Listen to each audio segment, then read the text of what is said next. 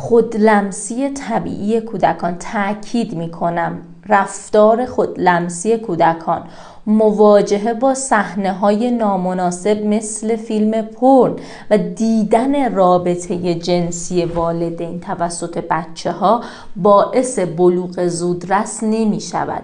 یک باور اشتباهی توی در واقع عموم جامعه شکل گرفته که این رفتارها میتونه باعث بلوغ زودرس بشه. بچه‌ها، بلوغ یک مسئله فیزیولوژیکی و ژنتیکی هستش، پس عوامل محیطی نمیتونه و مثل رفتاری نمیتونه این مسئله رو در واقع زودتر باعث بشه که اتفاق بیفته. بله، آب و هوا و تغذیه میتونه در بلوغ تاثیرگذار باشه، اما انقدر میزانش کمه که گاهن ما نادیده میگیریم، اما رفتارها به هیچ عنوان تاثیرگذار نیست.